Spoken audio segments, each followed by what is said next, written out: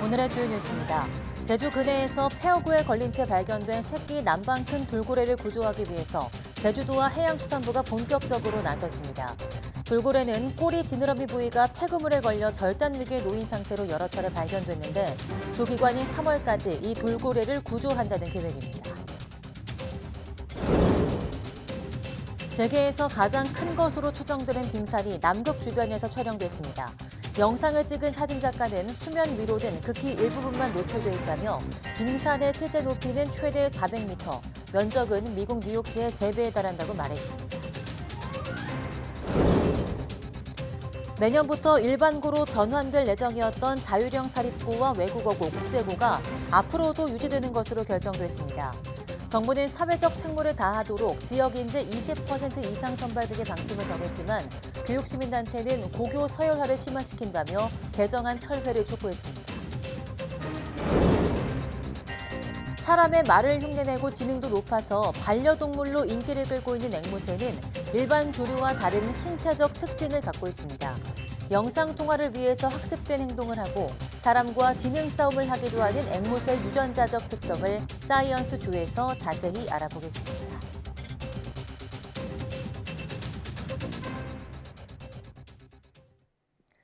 여러분 안녕하십니까? 사이언스 투데이 시작합니다.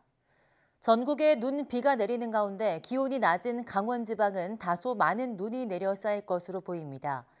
기상청은 서쪽에서 기압골이 유입되면서 18일까지 내륙에 5에서 30mm의 비가 내리고 제주도에는 19일까지 최고 60mm의 비가 오겠다고 밝혔습니다. 특히 강원 동계 청소년 올림픽이 열리는 강원도에는 18일 오후부터 19일 최고 15cm 이상의 많은 눈이 예상돼서 사전 대비가 필요할 것으로 보입니다. 기상청은 내린 비나 눈이 얼면서 빙판길이나 도로, 살얼음이 끼는 곳이 있겠다며 교통안전에 각별한 주의를 당부했습니다. 네, 이번 겨울 한랭질 환자가 200명 넘게 발생했고 대부분 저체온증을 보인 것으로 파악됐습니다. 질병관리청의 한랭질환 응급실 감시체계 신고 현황 자료를 보면 지난달부터 이달 15일까지 한랭질 환자는 211명 발생해 지난해 같은 기간보다 22명 적었습니다. 한랭질환으로 추정되는 사망자는 4명으로 지난해 같은 기간보다 6명 적었습니다. 환자들 가운데는 저체온증이 80% 정도로 가장 많았고 오전 6시에서 9시 사이에 가장 많이 발생했습니다. 한라산에서 봄의 전령인 세복소초가 피어난 것이 관찰됐습니다. 산림청 난대 아열대 산림연구소는 지난 15일 한라산에 있는 세복소초 자생지에서 올해 들어서 처음 꽃이 핀 것을 확인했습니다. 제주에만 자생하는 세복소초는 봄을 알리는 대표적인 식물로 일반적으로 늦은 겨울인 1월 중순부터 꽃이 핍니다. 국제 자연 사진작가가 세계에서 가장 큰 빙산을 남극 주변에서 발견했다며 화면을 공개했습니다. 사진작가 롭 스웨스테드가 촬영한 영상입니다. 바다 위에 삐죽삐죽 튀어나온 게 빙산인데 눈에 보이는 부분은 꼭대기의 아주 일부분으로 실제 이 빙산은 최대 높이가 400m에 달한다고 작가는 말했습니다. 길이는 약 74km, 총 넓이는 400제곱킬로미터인데 미국 뉴욕시 면적의 3배에 해당한다고 작가는 설명했습니다. 이 거대 빙산은 남쪽 서쪽 부근 필치너 빙봉에 고정돼 있다 2020년부터 이동하기 시작한 것으로 전해졌습니다. 폐허구에 걸린 새끼 남방 큰 돌고래에 대한 구조 방안이 검토 중입니다. 제주도는 해양수산부와 함께 폐허구에 주둥이와 꼬리 지느러미가 걸린 채 살아가는 새끼 남방 큰 돌고래 구조 방안을 찾고 있다고 밝혔습니다. 새끼 돌고래를 안전하게 구조하는 방안을 마련해서 오는 3월까지 구조할 계획인 것으로 알려졌습니다. 제주도의 돌고래 연구팀은 지난해 11월 초 폐허구에 걸린 새끼 돌고래를 관찰한 뒤 지난 16일에도 비슷한 모습으로 발견됐습니다.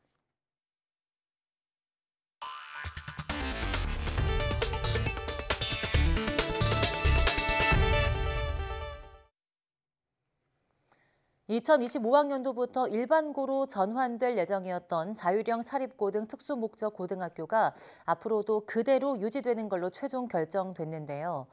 고교 서열화를 막기 위한 대책이 부족하고 이로 인해서 사교육 시장 활성화로 이어질 거란 우려도 여전합니다. 신지원 기자입니다. 내년부터 일반고로 전환될 예정이던 자율형 사립고와 외고, 국제고등학교가 그대로 유지됩니다. 교육부는 학생과 학부모의 교육 선택권을 존중하기 위해서라고 설명했습니다. 학생들의 다양한 특기와 적성을 살리기 위해 고교 학점제를 도입하면서도 다양한 고교의 유형은 획기적으로 통합하는 것은 모순이며 다만 고교 학점제와 병행할 경우 사교육 과열로 이어질 수 있다는 우려가 나옵니다. 고교 학점제와 함께 내신 5등급제가 시행되면 특목고와 자사고의 내신 부담이 줄어 학생이 쏠릴 수 있다는 겁니다. 고교 학점제와 관련해서는 정책을 유지하겠다라고 발표한 것과 정반대로 모순되게 또 고교 서열화와 관련해서는 외고, 국제고, 자사고를 존치하겠다라는 정책 기조를 발표해서 이것이 상충하고 있는 상황이라서 고교 서열화를 막기 위해 교육부는 일반고와 함께 후기 선발을 진행하고 지역 인재와 사회 통합 전형을 운영한다고 밝혔습니다. 다만 지역 인재에 해당하는 학생이 사회 통합 전형으로 합격하면 중복으로 계산돼 실효성이 떨어진다는 지적도 나옵니다. 지역 인재를 뽑는다는 취지에도 우수한 학생을 선발한다는 취지에도 맞지 않는다는 겁니다. 실제로 강원도에 있는 민족사관고등학교는 아예 자사고 지위를 포기하고 대안학교로 전환하는 방안을 검토하고 있습니다. 일반고 전환 시행 1년을 앞두고 바뀐 자사고 정책에 당분간 기대와 우려가 엇갈릴 것으로 보입니다. YTN 신지원입니다. 고교생 4명 가운데 1명 이상은 같은 반 학생들이 수업 시간에 잔다고 답했다는 연구가 나왔습니다. 정의당 이윤주 의원이 교육부에서 받은 교실 수업 혁신을 위한 고등학교 수업 유형별 학생 참여 실태조사 연구를 보면 설문에 참여한 학생들은 반 학생들이 수업 시간에 자는 편이다라는 문항에 27.3%가 동의했습니다. 학교 계열별로 보면 자율고는 17.9%, 외국어고는 13.1%, 과학고는 14.3%가 수업 시간에 자는 친구들이 있다고 답했지만 일반고는 무려 28.6%가 그렇다고 말해서 학교별 차이가 컸습니다. 또 과목별로는 수학 시간에 반 친구들이 잔다고 답한 학생이 29.6%로 가장 많았습니다. 올해 서울에서 초등학교 입학 예정인 아동 가운데 180명의 소재가 파악되지 않고 있습니다. 전국적으로는 예비 초등생 수백 명이 소재 불명으로 추산되는데요. 아동학대 피해 등의 우려 속에 당국이 소재 파악에 들어갔습니다. 김연아 기자입니다. 지난해 5월 울산에선 100일 된 갓난아이를 유기하고도 7년 동안 아동 수당을 받아 챙긴 친모가 체포됐습니다. 아이가 초등학교 예비 소집에 참석하지 않자 정부가 소재 파악에 나서면서 덜미가 잡혔습니다. 정부가 2016년 원영희 사건 이후 매년 초등학교 예비 소집 불참 학생들을 전수조사하면서 뒤늦게 아동학대 사실이 드러나는 경우가 끊이지 않고 있는 겁니다. 올해 초등학교 예비 소집에도 끝내 소재가 파악되지 않은 아동이 속출했는데 서울이 180명으로 작년보다 6배나 늘었습니다. 인천도 42명이나 소재 확인이 안 되는 등 집계 중인 경기 등 다른 교육청까지 더하면 올해도 수백 명의 행방이 묘연한 상황입니다. 각 교육청은 소재 미확인 아동의 안전 확보를 위해 주민센터를 통해 가정 방문을 진행하고 그래도 소재 파악이 어려우면 관할 경찰서에 수사를 의뢰할 계획입니다. 하지만 예비 소집일 전수조사의 허점도 여전합니다. 서울만 해도 소재 미확인 180명 외에 취학 유예나 홈스쿨링을 이유로 예비 소집에 불참한 학생이 7,500명이 넘는데 이들은 보통 유선으로 소재와 안전을 확인해 파악에 한계가 있을 수 있는 겁니다. 실제로 지난해 인천에서는 12살 아이가 홈스쿨링을 한다며 학교에 나오지 않았고 학교가 주기적으로 부모와 학생 본인과 통화하며 소재와 안전을 확인했지만 아이가 온몸에 멍자국을 남긴 채 숨진 다음에야 부모가 아이를 집에 가둔 채 학대해왔다는 사실이 드러났습니다. 예비조사에서도 홈스쿨링을 한다. 이미 이거는 미리 얘기도 하지 않고 허락도 받지 않고 그냥 본인들이 그렇게 얘기하는 거잖아요. 좀 더 방문이라든지 해서 좀 더 정확하게 홈스쿨링이 이루어지고 있는지. 더불어 초등 예비 소집일 이전에 아동의 안전을 확보할 방법도 필요하다는 목소리가 커지고 있습니다. YTN 김현아입니다. 육아휴직을 사용한 만큼 승진이 늦어진다는 기업이 절반에 가까운 것으로 나타났습니다. 고용노동부가 발표한 2022년 기준 1가정 양립 실태조사를 보면 육아휴직 기간에 승진에 필요한 기간에 포함하지 않는다고 응답한 사업체는 45.6%로 나타났습니다. 육아휴직 기간 전체를 승진에 필요한 기간에 넣는 사업체는 30.7%, 일부를 포함하는 사업체는 23.7%였습니다. 이번 조사는 상시근로자 5인 이상 표본사업장 5,038곳을 대상으로 진행됐습니다. 해외 대학 교수를 사칭한 홍보 영상으로 가상자산 투자를 모집한 업체가 투자금을 돌려주지 않아 경찰이 수사에 들어갔습니다. 이들은 생성형 인공지능 챗 GPT를 이용해서 높은 수익을 낼 수 있다고 홍보했는데요. 최근 비슷한 사기 피해가 잇따라서 주의가 필요하다고 합니다. 유서연 기자입니다. 가상자산 투자자문업체의 홈페이지입니다.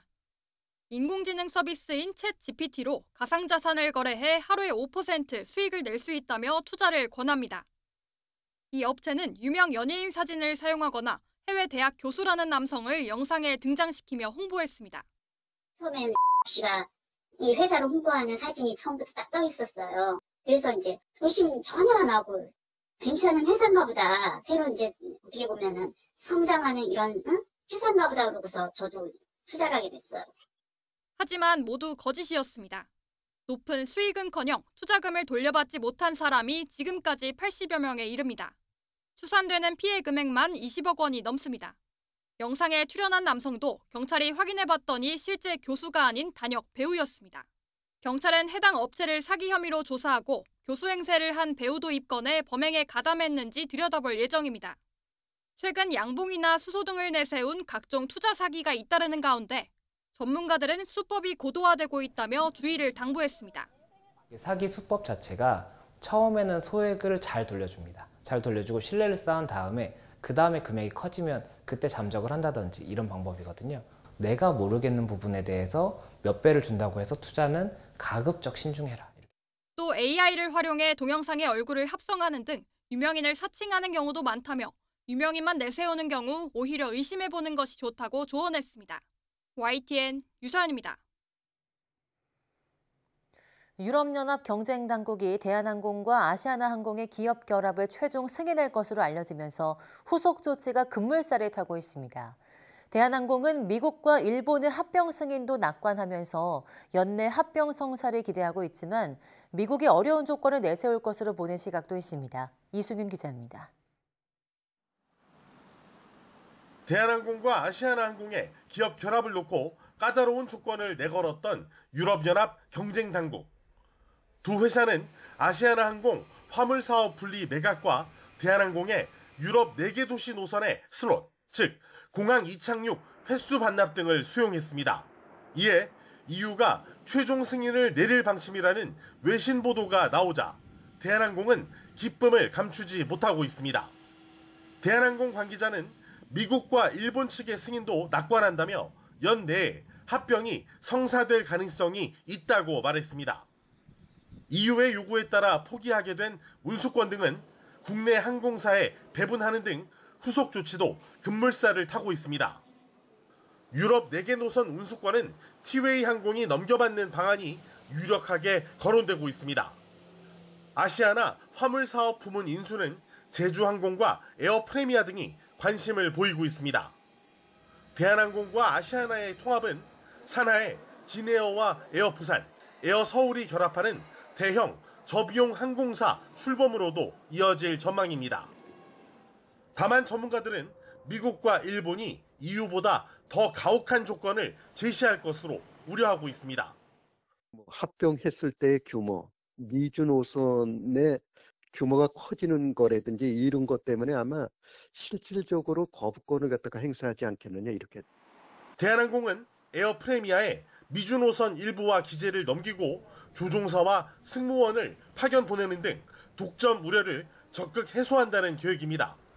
YTN 이승윤입니다.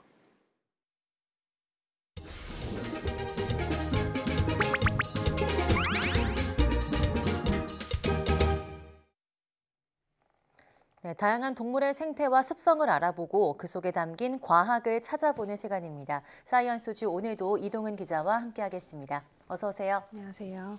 네, 오늘 만나볼 동물은 누구일까요? 네, 오늘은 이 조류 가운데서 사람과 가장 가깝다고 할 수 있는 이 앵무새에 대해서 이야기 나눠보려 합니다. 네. 앵무새는 요즘 뭐 반려동물로도 많이 키우는데요. 생김새도 다양하고 그만큼 종류도 아주 많습니다. 앵무새는 주로 열대 지방에 많이 서식을 하는데 전 세계에 약 320종 정도가 있습니다. 뭐 작은 종의 경우는 몸 길이가 10cm 정도로 아주 작은 편인데 이 큰 앵무새는 몸 길이가 1m 가까이도 자라는 아주 큰 종도 있습니다. 앵무새의 화려한 꼬리 깃털도 특징 중에 하나인데 이것 역시 종에 따라서 크기나 길이가 아주 다양하다고 합니다. 네, 그 앵무새는 말씀하신 것처럼 반려동물로 굉장히 많이 키워서 네. 쉽게 접할 수 있는 새인 것 같은데요. 그래도 앵무새 하면 가장 처음으로 떠오르는 게 또 사람의 말을 따라한다는 거겠죠? 네, 맞습니다. 뭐 실제로 앵무새가 사람처럼 말하는 모습 많이들 이미 보셨을 네. 텐데요. 이 앵무새가 이렇게 말을 따라할 수 있는 것은 구강 구조가 사람과 비슷하기 때문입니다. 앵무새는 울 때가 다른 새들에 비해서 이 사람과 많이 닮은 편인데요. 폐 위쪽에 울대가 있어서 공기의 움직임을 통해서 다양한 소리를 낼 수가 있습니다. 여기에다가 이 혀가 두껍고 혀 근육이 발달해 있어서 말할 때 혀의 위치를 바꿔가면서 여러 가지 발음을 낼 수가 있는 겁니다. 또 앵무새가 사람의 말을 따라할 수 있는 것은 유전자의 영향도 있는데요. 네. 서울대 연구팀이 이 앵무새를 포함한 48종의 조류가 공통으로 가진 유전자들을 비교를 해봤는데 유독 이 앵무새가 발성학습과 관련된 유전자가 월등하게 발달해 있는 것으로 나타났습니다. 그러니까 사람을 통해서 경험을 하면서 발성으로 배우고 따라하는 능력이 특별히 발달해 있다 이런 뜻인 거죠. 네, 앵무새가 사람 말을 따라하는 게 유전적으로 발달한 능력 때문일지는 상상을 못했는데요. 그만큼 또 사람과 친밀한 관계를 맺고 있기 때문에 이렇게 유전적으로 발달을 좀 한 거겠죠? 네, 그렇죠. 이 앵무새는 실제로도 사회적인 유대 관계를 맺는 그런 능력이 뛰어납니다. 한 가지 연구 결과가 있는데요. 이 밀국에 살던 한 앵무새가 사람이 가르쳐주지 않았는데도 스스로 이 음악에 맞춰서 춤을 추는 그런 모습이 포착된 네. 겁니다. 이 스노우볼이라는 이름의 앵무새인데요. 아, 네. 이 보통 동물들이 짝짓기를 목적으로 몸을 흔드는 것과 달리 이 스노우볼은 보시는 것처럼 이렇게 음악의 리듬에 따라서 모두 14가지의 다른 동작을 선보이면서 춤을 추는 것으로 네. 나타났습니다. 연구팀은 이런 행동을 보고 앵무새들이 사회적 유대감을 강화하고 상호작용을 하기 위해서 의도적으로 춤을 춘다 이렇게 분석을 했습니다. 실제로 앵무새는 발성 능력뿐만 아니라 동작을 따라한다거나 또 이 복잡한 동작을 연속으로 학습하는 그런 능력도 갖추고 있고요. 또 장기적으로 유대관계를 유지하는 사회적인 능력도 있는 것으로 확인이 됐습니다. 네, 박자에 맞춰서 춤을 추는 것뿐 아니라 좀 추임새까지 넣고 있지 않나 네. 굉장히 귀여운 것 같은데요.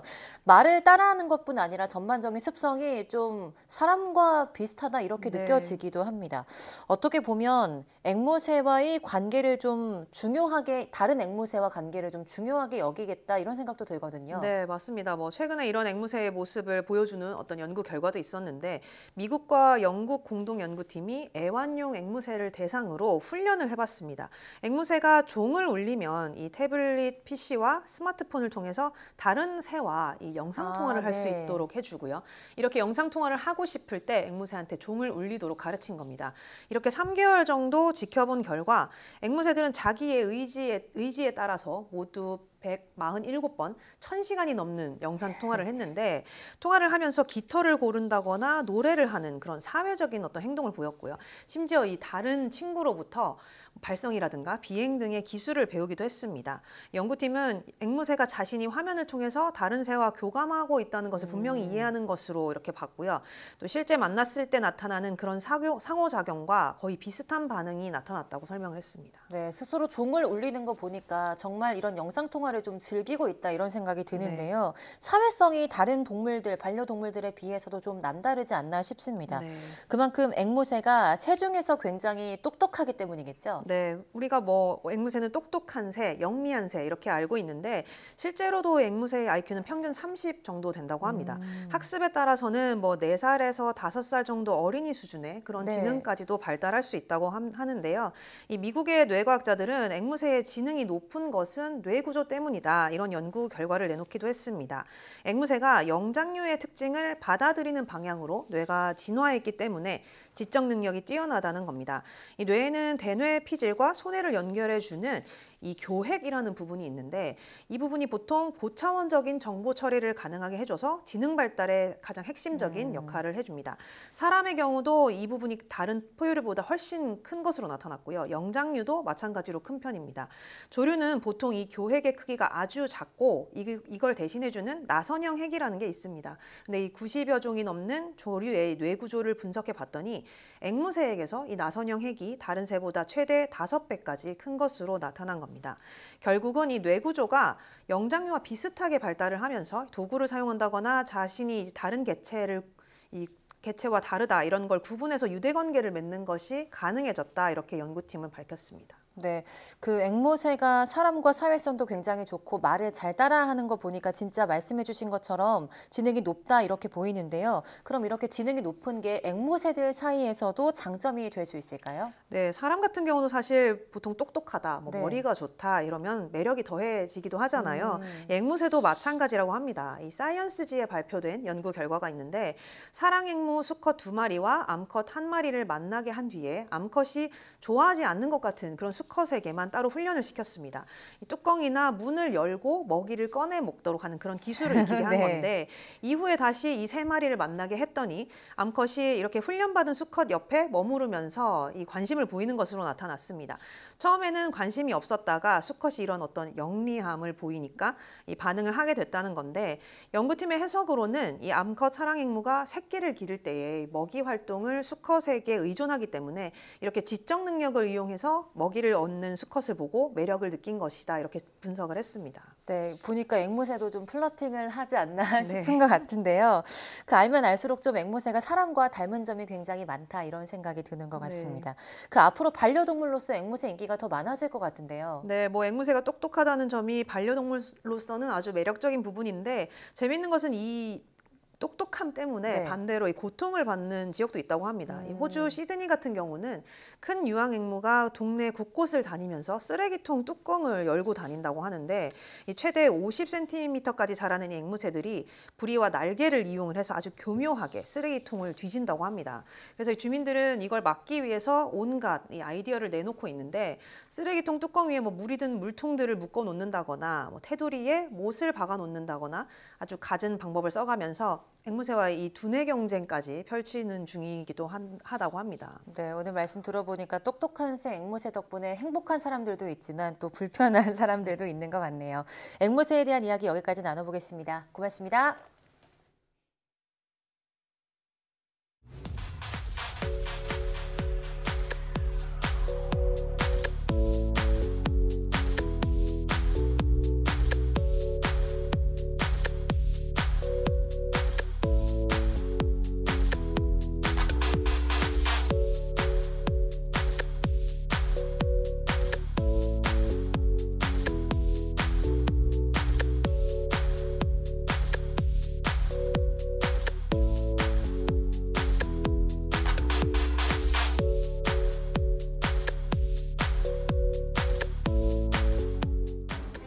전국에 내린 눈과 비로 도로가 굉장히 미끄럽습니다. 안전 운전에 특히 신경 써주시고요. 낙상사고 발생하지 않도록 주의해 주셔야겠습니다. 사이언스 투데이 마치겠습니다. 시청해 주신 여러분 고맙습니다.